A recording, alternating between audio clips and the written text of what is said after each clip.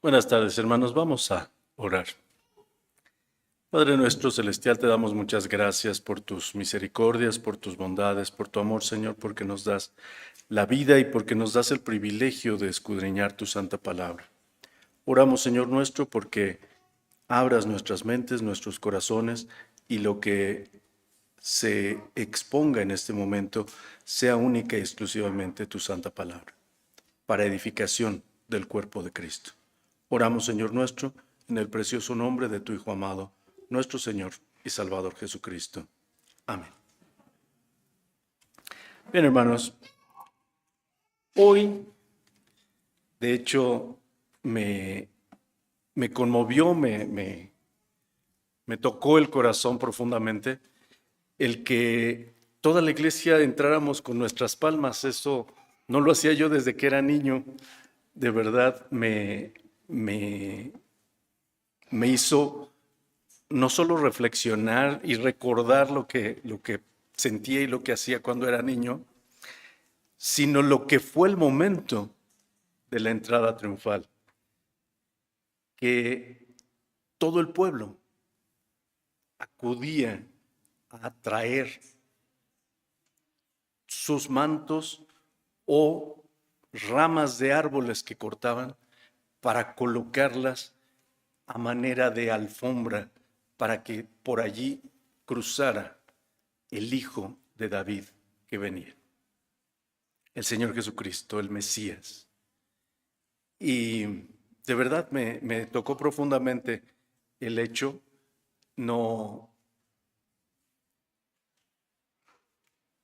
no es usual, al menos en la iglesia de donde provengo, no era usual, no es usual que toda la iglesia entre, sino solo los niños, haciendo referencia al pasaje que hacía referencia el Señor Jesucristo: de la boca de los chiquitos y de los que maman, fundaste la fortaleza, ¿no?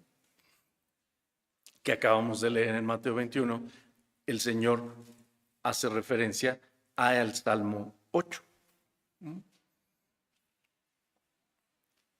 Y bueno, era, pues, asumíamos o suponíamos como cosa de niños, pero no es cosa de niños, esto es para todo público, para los mayores también, porque esto es como está establecido en el título de este estudio, y es un estudio más que un mensaje propiamente, es un estudio, es un portento planeado por Dios.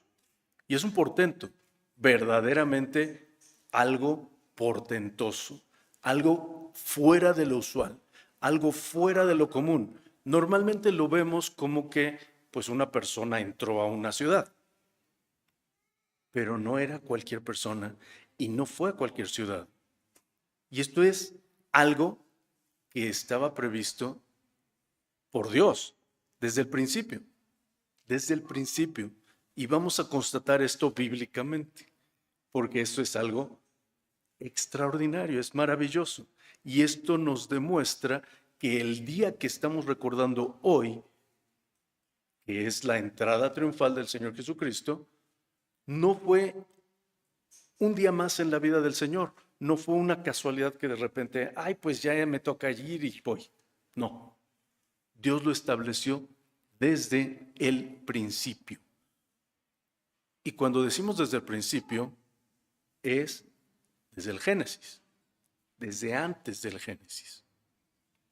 Y esto lo vamos a ver en el Apocalipsis, que es el último de los libros de la palabra de Dios. Sin embargo, allí nos dice algo extraordinariamente importante, que tenemos que tener conciencia y claro. Vamos, por favor, les voy a pedir que tengan sus Biblias dispuestas y disponibles, porque vamos a ver varios pasajes muy importantes y sumamente trascendentes para lo que vamos a estudiar hoy. Y son muy importantes en otros sentidos, pero lo que vamos a estudiar hoy, vamos a tomar solamente ciertas porciones de esos mismos pasajes. Vamos a Apocalipsis 13, en primer lugar, por favor.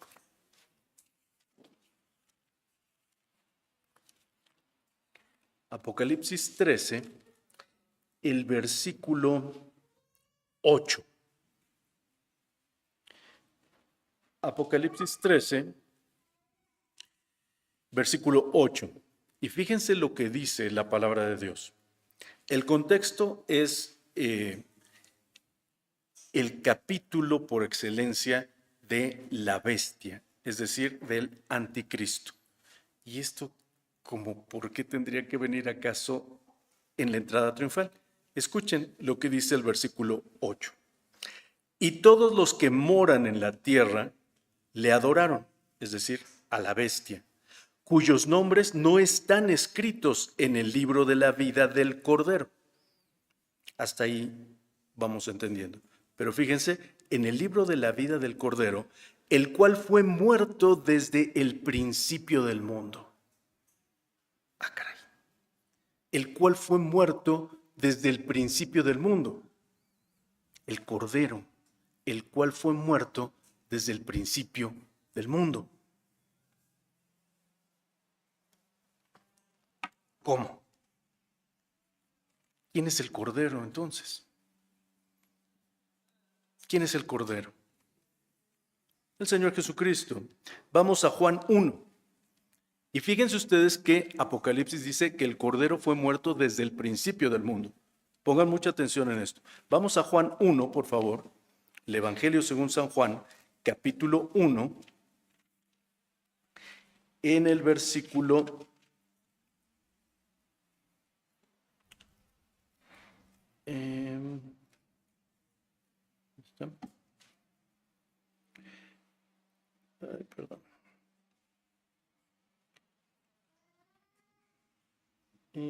Juan 1:29. 1:29. Dice, el siguiente día ve Juan a Jesús que venía a él. Y dice, he aquí el Cordero de Dios que quita el pecado del mundo. Cuando Juan el Bautista ve al Señor Jesucristo, lo presenta a la congregación, a todos los que estaban allí, lo presenta como el Cordero de Dios que quita el pecado del mundo. En Apocalipsis leímos el Cordero que fue muerto desde el principio. Pues que no, el Señor Jesucristo dividió la historia entre antes y después de Cristo. ¿Cómo que murió desde el principio? Hay que pensar esto, hermanos. Porque muchos detractores de la palabra de Dios dicen, la Biblia está llena de contradicciones. Y utilizan un pasaje como este para decir, eso es una contradicción. Jesucristo no murió desde el principio. Ah, ¿cómo que no? Génesis dice que sí. Vamos a Génesis 3, por favor.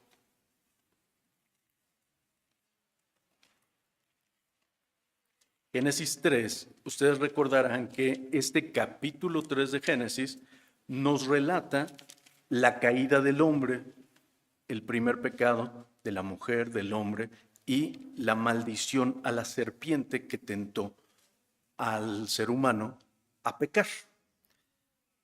Ese es el contexto. Vamos al versículo 15, por favor, de Génesis 3. Dice, y enemistad pondré entre ti y la mujer, y entre tu simiente y la simiente suya.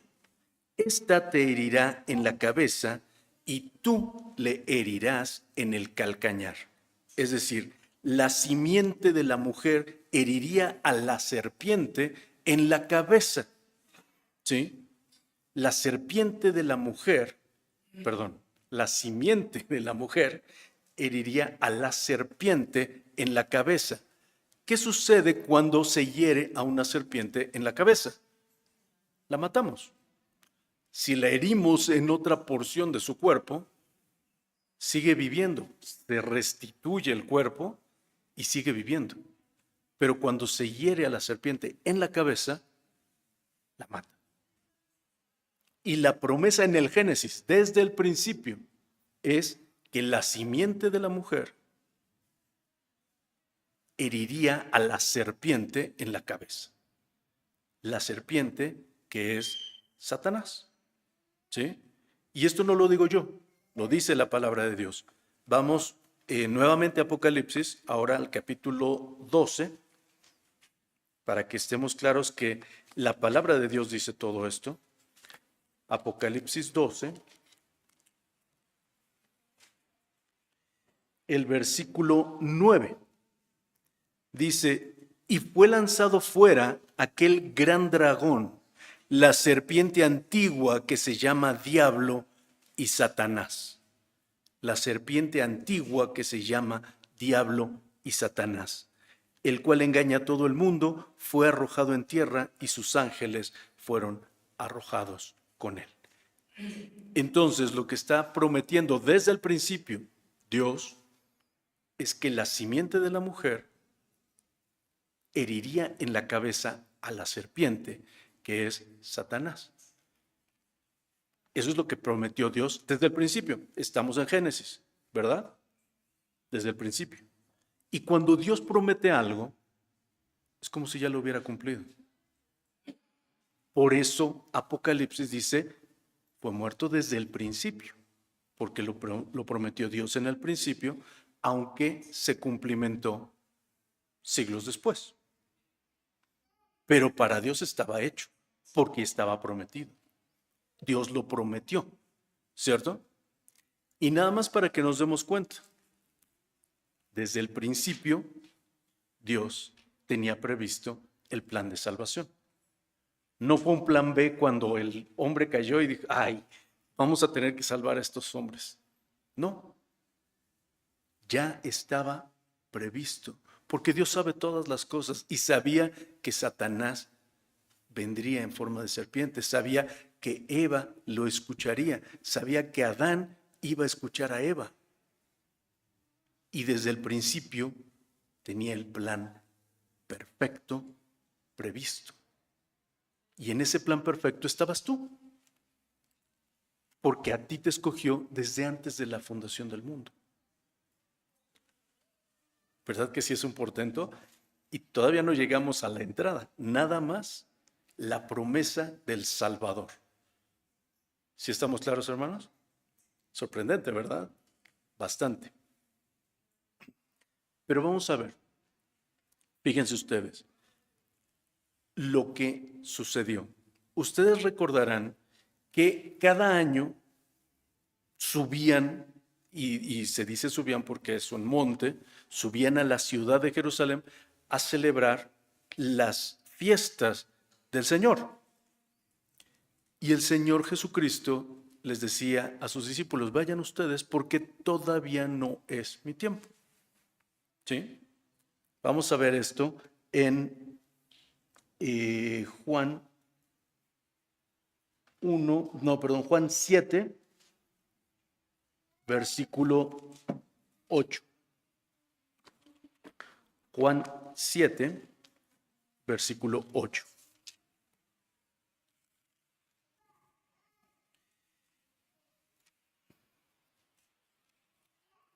Fíjense en el versículo 2 de Juan 7, dice, y estaba cerca la fiesta de los judíos, la de los tabernáculos, dice Juan 7, 2.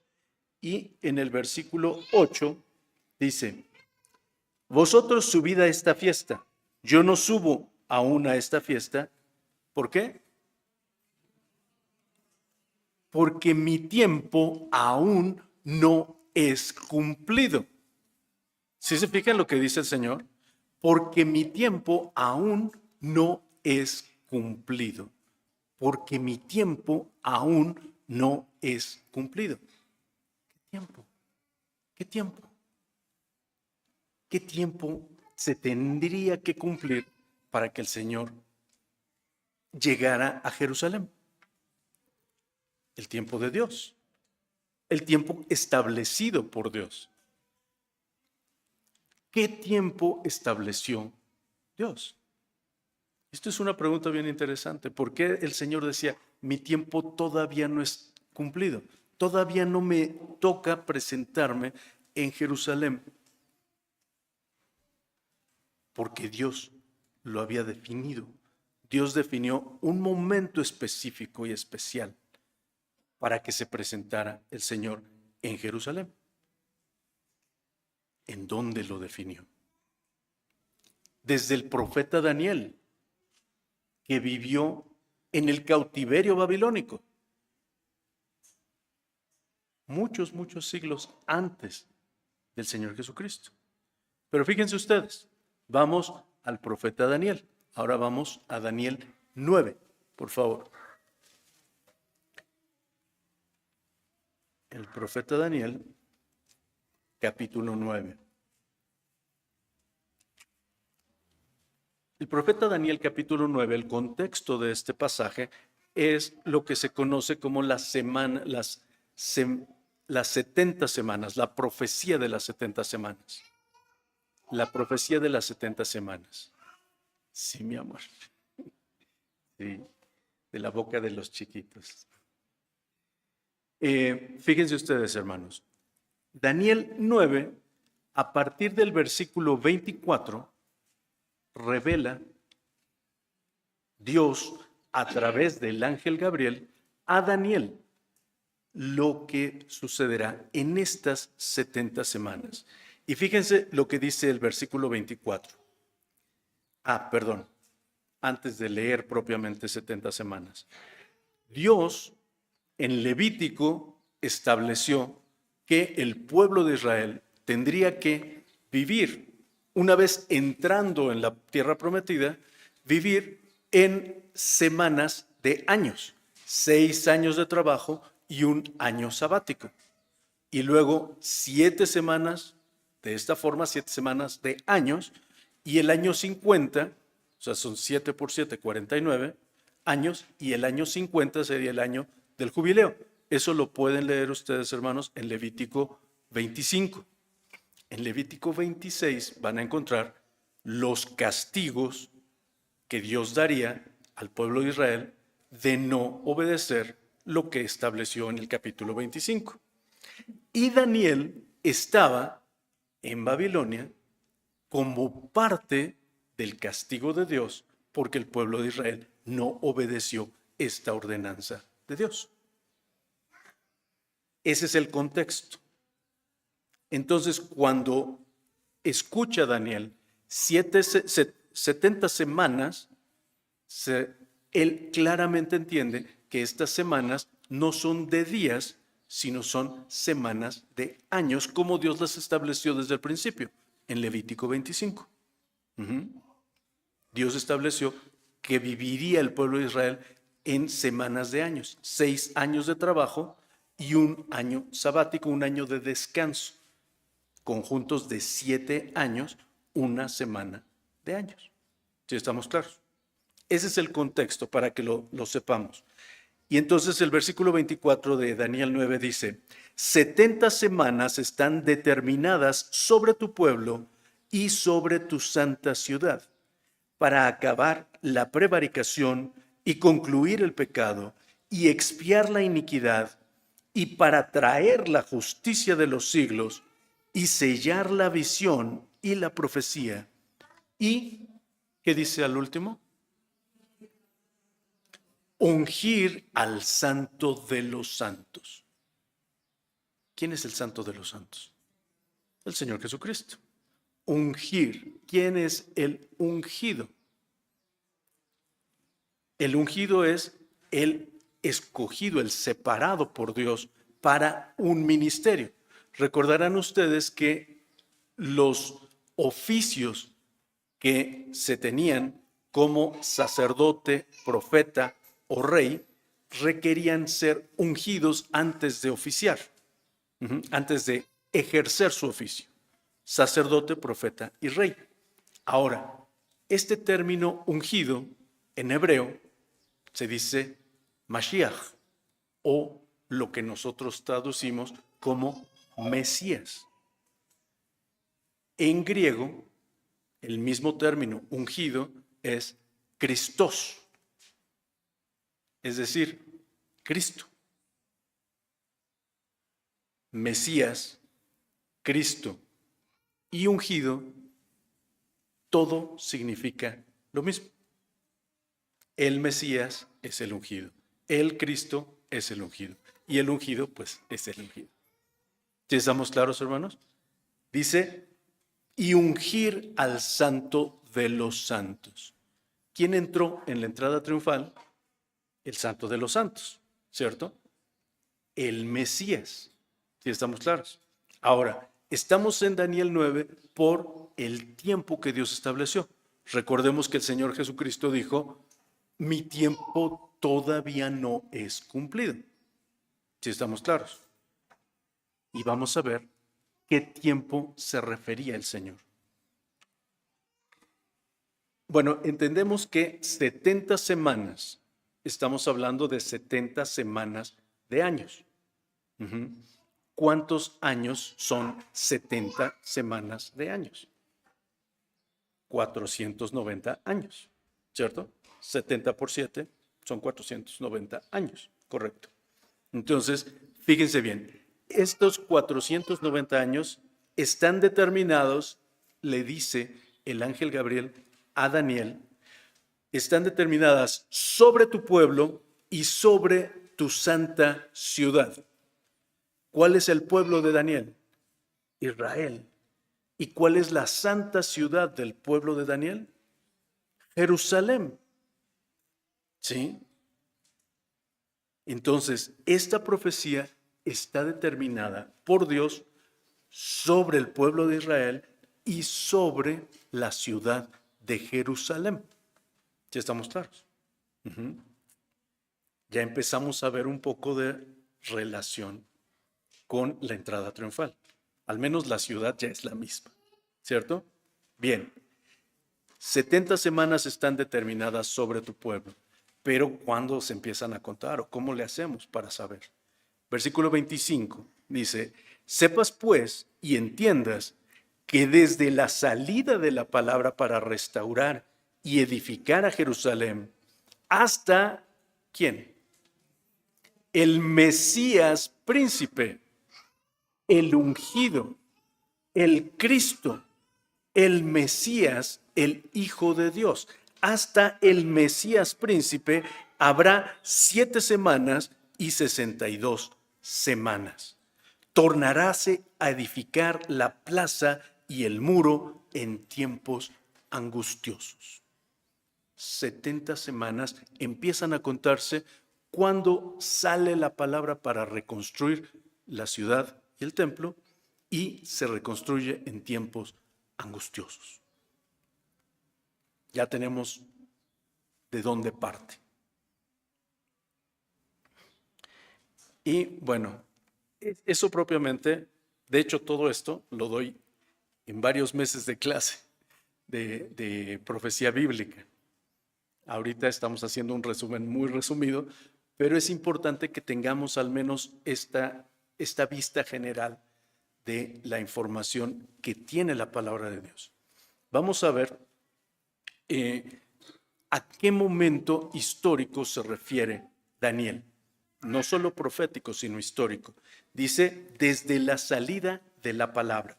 Vamos a Nehemías capítulo 2, por favor.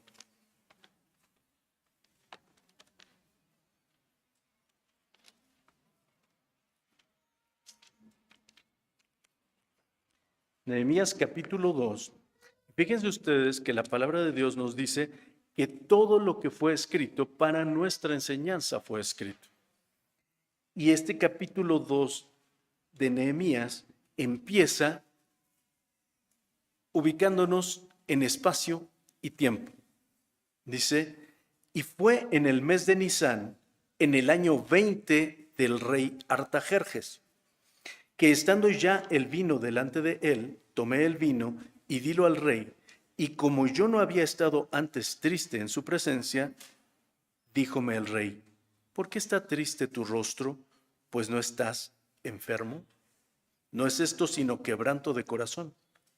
Entonces temí en gran manera.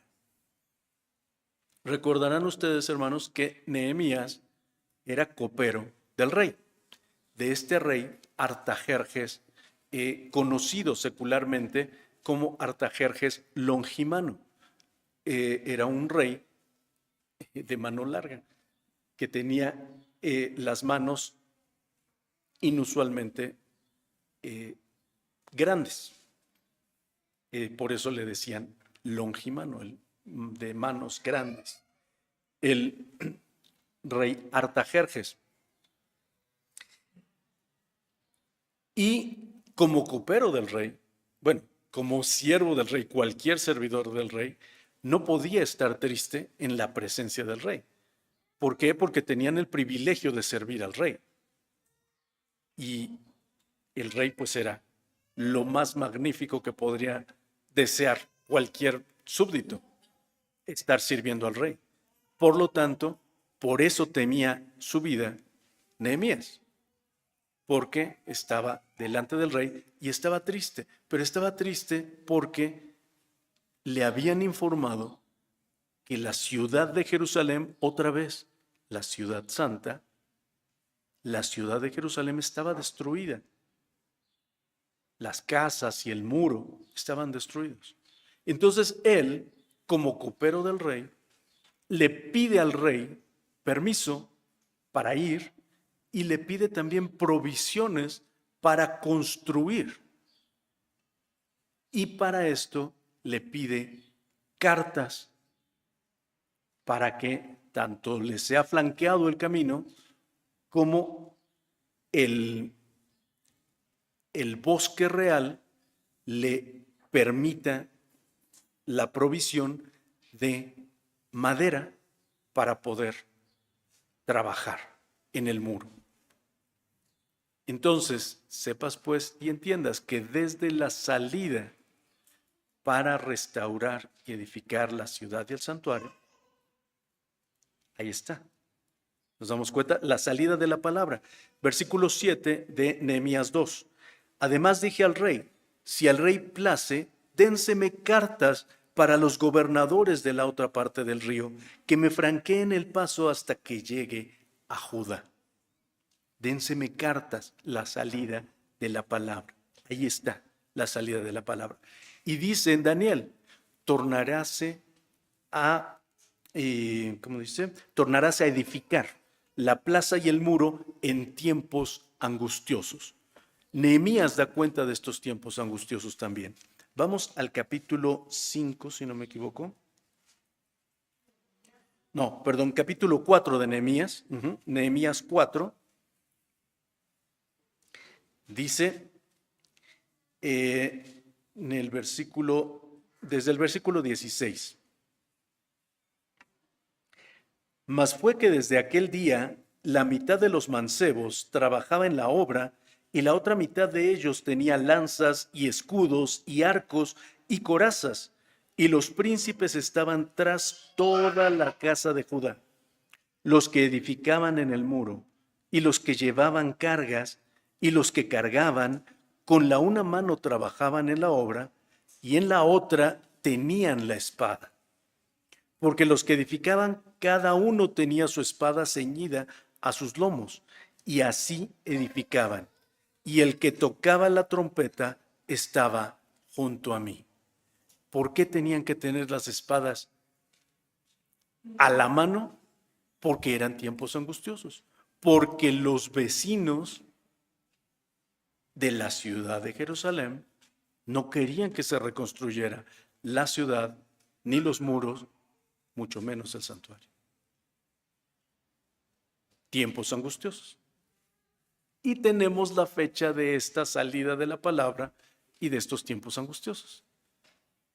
En Nehemías 2 nos dice que es el mes de Nisán. El mes de Nisán, que es el primer mes del calendario judío. Es el mes equivalente a nuestro marzo, abril, en el calendario gregoriano que ocupamos. ¿En qué mes estamos hoy? Marzo.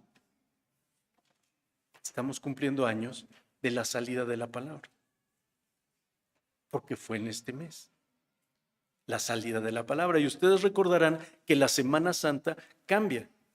A veces es en marzo, a veces es en abril, porque el mes de Nisán se ubica diferente, porque el año judío es un año lunar. Y el calendario gregoriano es un calendario solar. El calendario lunar tiene 360 días y el calendario solar tiene 364.25 días. ¿Cierto? Sí, estamos claros. Ahora ustedes dirán, bueno, ¿y cómo le hacemos para ajustarnos? Si tienen un año de menos días, ¿cómo? Pues así como nosotros tenemos un año bisiesto, como este, porque esos .25 cada 4 años se hacen un día, ¿cierto? Y se lo ponemos convencionalmente a febrero. Igualmente el pueblo de Israel, al final del año, celebraban una semana de 5 días o de 6 días, como confiere, para compensar, y volvían otra vez con su ciclo anual lunar. Si estamos claros. Pues desde la salida de la palabra hasta el Mesías príncipe, hubo 7 semanas y 62 semanas. ¿Cuántos son 7 más 62? 69. ¿Y cuántas semanas determinó Dios sobre tu pueblo y sobre tu santa ciudad? 70. Entonces, dice la palabra de Dios que hasta el Mesías príncipe se cumplieron 69 de esas 70 semanas. En el mes de Nisan. A tu pueblo en tu santa ciudad. ¿Cuándo se cumplió eso? En la entrada triunfal. ¿Verdad que sí es portentoso? 70 semanas, yo diría al minuto, porque Dios es perfecto. Dios es exacto.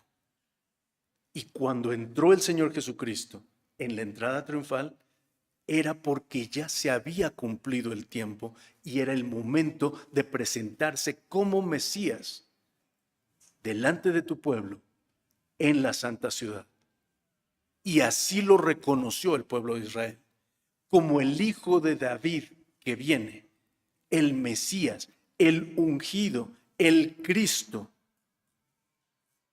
que entró en la santa ciudad de Jerusalén para cumplir su misión, para cumplir su cometido, para venir a morir, para salvar los que había elegido.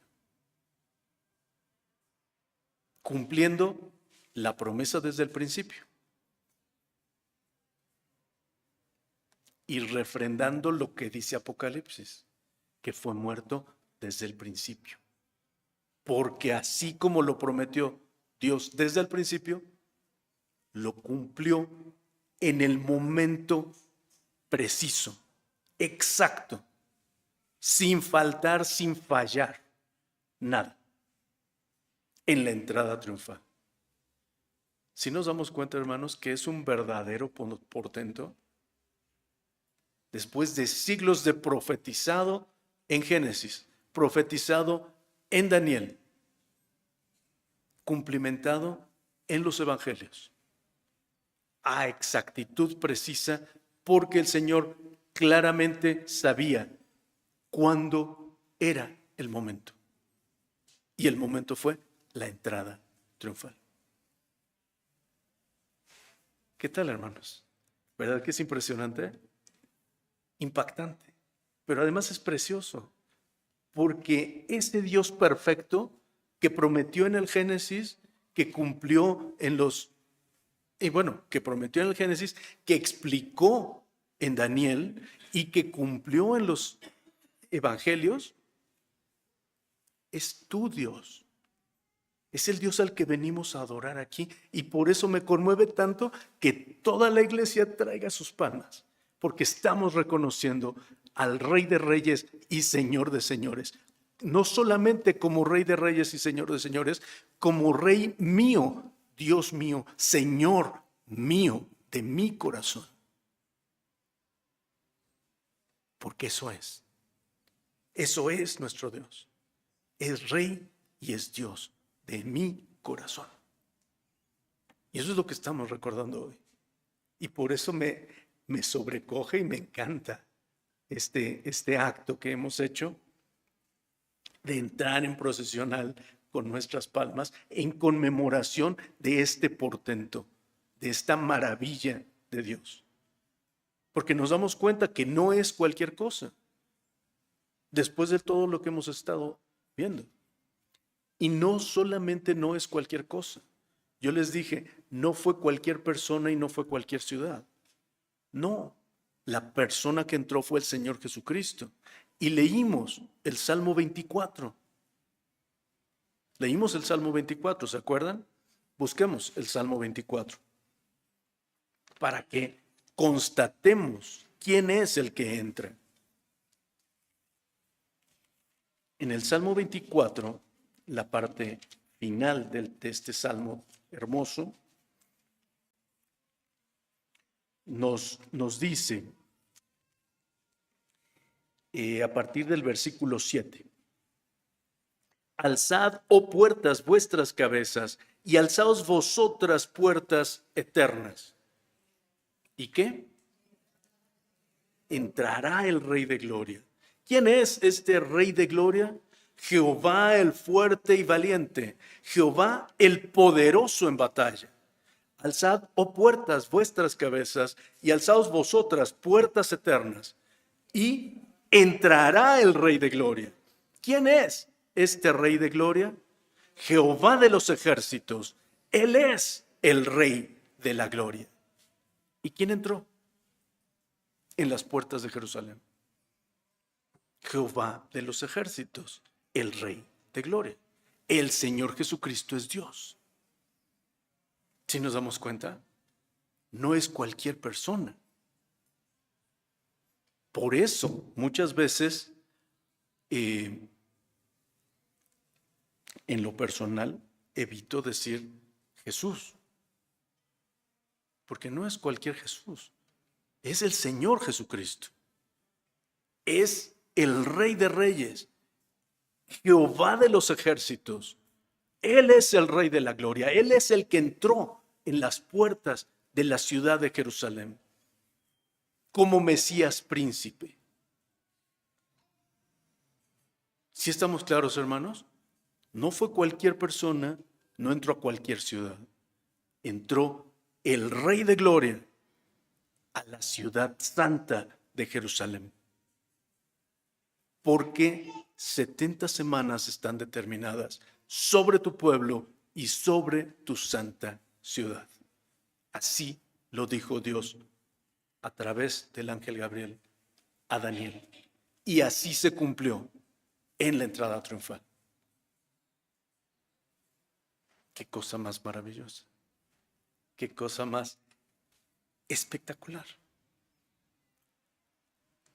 No sé si ahora, hermanos, podemos ver este acto, este momento, este evento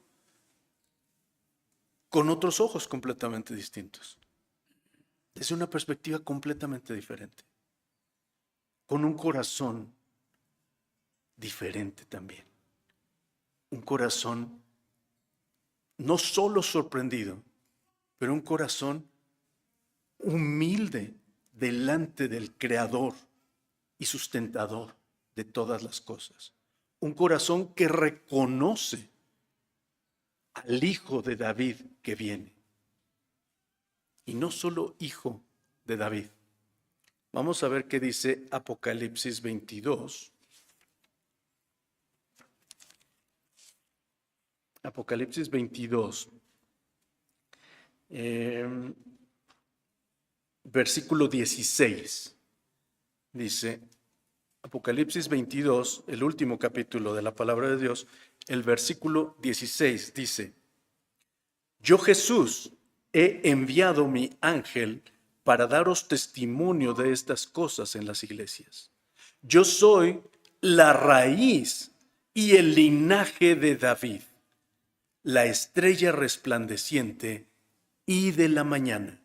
Yo soy la raíz y el linaje de David, la estrella resplandeciente y de la mañana. Fíjense ustedes, no solamente el hijo de David, dice soy la raíz de David. Y vamos a comprobar esto bíblicamente también. La palabra de Dios en Lucas capítulo 3 nos da esta respuesta. Dice, yo soy la raíz y el linaje de David. Y vamos a Lucas capítulo 3, en donde aparece una genealogía del Señor Jesucristo. Hacia el final del capítulo, en el versículo 23, empieza diciendo, y el mismo Jesús comenzaba a ser como de 30 años, hijo de José, como se creía, que fue hijo de Elí, y empieza una genealogía regresiva. ¿Sí? La genealogía en Mateo es una genealogía progresiva, de Abraham al Señor Jesucristo. Aquí es regresiva, es del Señor Jesucristo en retrospectiva. Y va diciendo que fue de, que fue de. Vamos al versículo, desde el versículo 31. Dice que fue de Melea, que fue de Mainán, que fue de Matata, que fue de Natán, que fue de David, que fue de Jesé, que fue de Obed, que fue de Booz, que fue de Salmón, que fue de Naasón. Aquí está el linaje de David. El Señor viene de David.